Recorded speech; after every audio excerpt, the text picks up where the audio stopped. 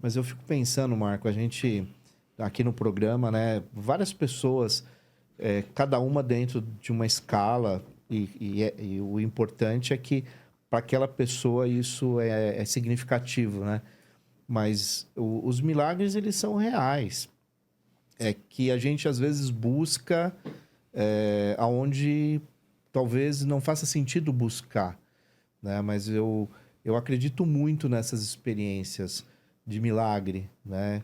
Porque isso faz parte, eu acho que, da vida humana e não especificamente da questão da fé, mas eu acho que dessa questão maior que é Deus, né? Que transcende as questões das religiões, né?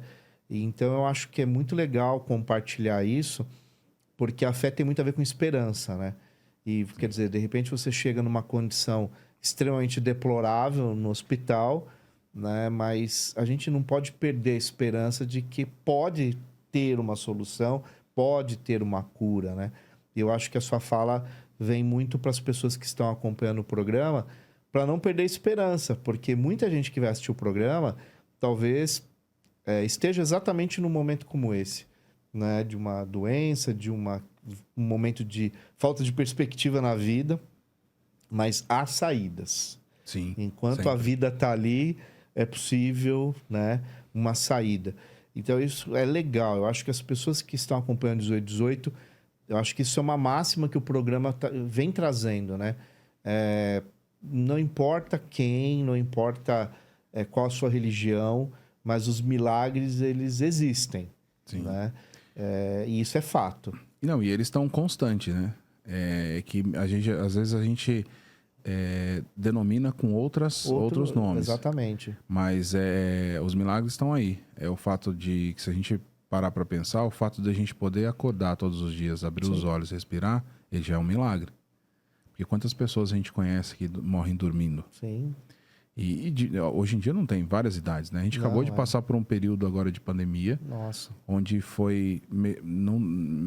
onde igualou toda a sociedade, então não tinha rico, pobre, baixo, alto, igualou a sociedade numa questão de saúde e de tipo, poxa, para onde eu vou correr?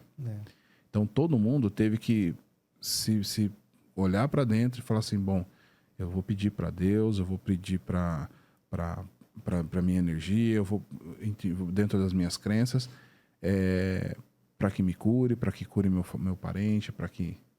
Então é muito voltado nessa questão de a gente ter os pequenos milagres ali e celebrar, né, todas as nossas conquistas. Eu acho que é sempre importante. Isso. Eu sempre quis ser pai. Até eu brinco com a minha esposa. Mesmo na época do seminário? Mesmo na época do seminário. Mesmo na época do seminário. Eu sempre falava assim... E é uma contradição, né? Sim, sim. Porque eu falei, meu, a gente precisa... Eu quero, né, ter essa experiência. Porque meu pai é um cara fantástico, assim. Ele foi uma pessoa que não estava muito presente no começo da minha primeira infância, mas da segunda infância, assim, a gente sempre está muito junto. E a gente teve né, teve um período de... Ali, depois que eu saí do seminário, o neném, né, que saiu, ele estava acostumado àquele carinha que saiu com 13 anos de idade. E aí, quando eu volto com 16 para 17 anos, outra cabeça.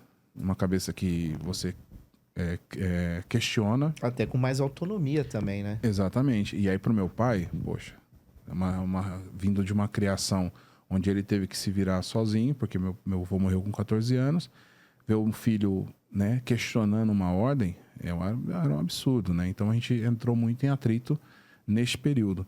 E por conta disso eu falava assim, poxa, eu quero ser... E é uma das coisas que eu trabalho até hoje, para não trazer essa crença na educação do meu filho. Sim. É muito difícil. Porque a gente, querendo ou não, a gente... a gente reproduz. Reproduz e, assim, tem algumas coisas que a gente fala, poxa, preciso pensar, você reflete, e aí é importante, eu acho, que ter os dois lados ali. Então, a minha esposa também é uma super parceira que tá, ó, falar, ó, meu, sai um pouquinho de lado, deixa que eu vou conversar com ele. E aí a gente vai seguindo. E meu filho, quando a gente, né, descobriu que a gente estava grávida e tudo mais, eu sempre estudei muito, né, sobre a questão de paternidade.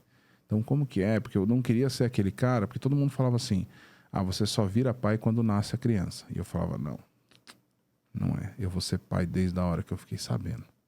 Então, eu estudava, eu acompanhei todas as medicações, né, os exames e tudo mais, tarará, e uma série de coisas. Minha esposa tem um fã alterado, então ela teve um acompanhamento, então tínhamos um medicamento que precisava tomar. Então, a gente sempre estava muito juntos. E descobri que a gente só vira pai mesmo depois que nasce. Então, quando que vem, porque você recebe uma porrada, e no sentido figurado, assim, é uma porrada tão gostosa, que você fala assim, a hora que você vê que você teve o poder, você e a sua esposa, tiveram não vamos dizer o poder, mas tiveram aí a oportunidade de você ser um pouquinho de Deus, né? De você criar um outro ser que vai ter ali o nariz puxando para você, a boca puxando para sua esposa, e você vê um pouquinho de cada coisa física, né? E conforme vai crescendo, a gente vê a questão também do temperamento e tudo mais. Você fala, poxa, isso aqui é mais a minha esposa, isso aqui é mais você e tal. Então é muito louco tudo isso. E aí, quando meu filho nasceu, eu falava assim, não, agora, né? Então, tipo... E com 3 meses de idade, meu filho... Foi o nosso primeiro Natal, pronto, família todo mundo reunida, esperando para passar. Meu filho começa a ter febre alta. E a gente deu remedinho lá e tal. Falei, mano, ligamos para pediatra, dá um remedinho que vai baixar. Baixava, 1 hora depois, subia de novo, e subia mais alto. A gente na madrugada, não dormimos tal, levamos ele no hospital. O Benjamin, ele deu entrada no hospital com... uma infecção urinária. Só que daí nós descobrimos que ele tem refluxo urinário. Então, a infecção urinária subiu para o rim. Como ele tem um refluxo, não trava. Então, automaticamente, foi para o rim. Tem contato com sangue, virou uma infecção generalizada. Um bebê de 3 meses. A gente tentando descobrir o que era. Só que para antes da gente chegar nesse diagnóstico, fizeram um exame para meningite. E o exame para meningite é uma agulha nas suas costas, assim. E um menino de 3 meses de idade, 3 enfermeiras segurando e mais eu, pro médico colocar. E mesmo assim, ele tendo força para a gente poder segurar, porque ninguém conseguia segurar ele. Descartaram a meningite.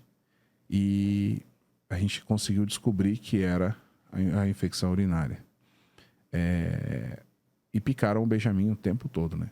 Agora você pensa, uma criança de 3 meses, a gente estava desesperado, porque eu falava assim, pedia para falar, Deus, pelo amor de Deus, cara, agora que eu conquistei, o que eu fiz? E aí, a minha esposa é uma pessoa muito religiosa também. Ela pegou e falou assim, calma, amor, a gente vai ter o nosso milagre de Natal. Todo Natal a gente tem um milagre de Natal, e a gente vai ter esse. E eu falava para ela assim, amor, ele tá melhorando e tal, mas ele precisava tomar né? A gente ficou 10 dias no hospital para tomar os remédios, e toda vez que tiravam para poder pegar um acesso de uma criança e aí era muito fina, demais, né? Assim.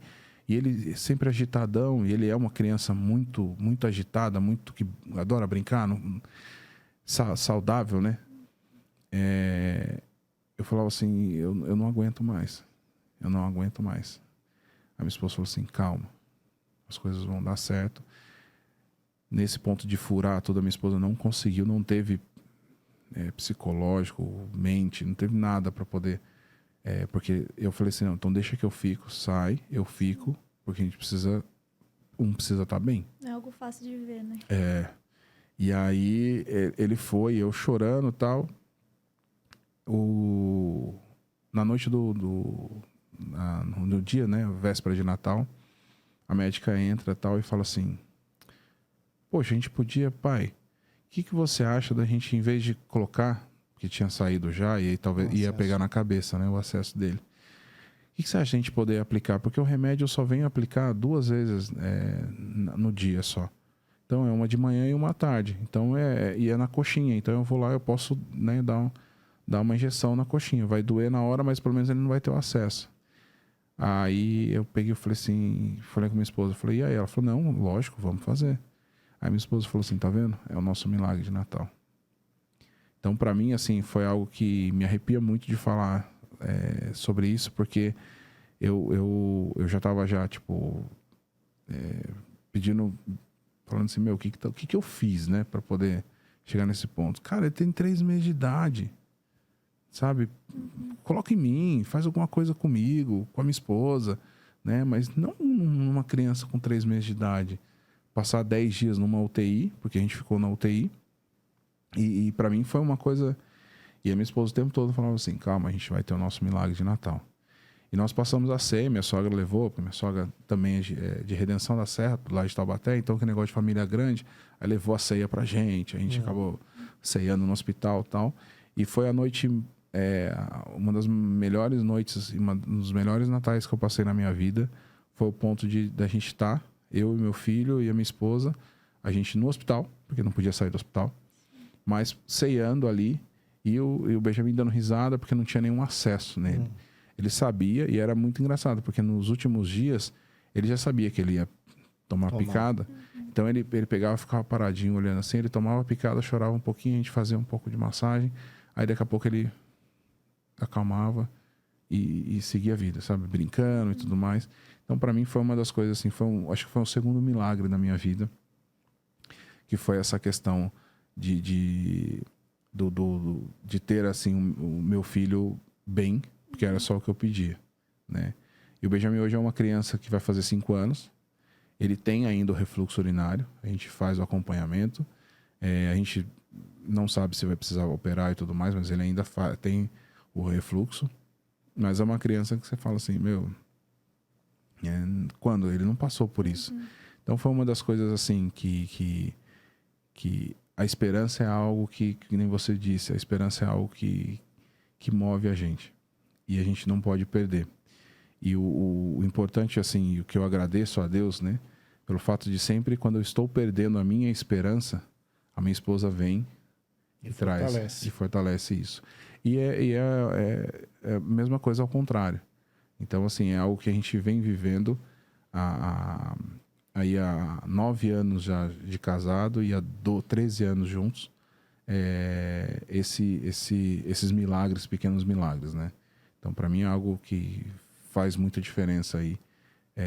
E para, né, para quem está aí em casa, não perder a esperança.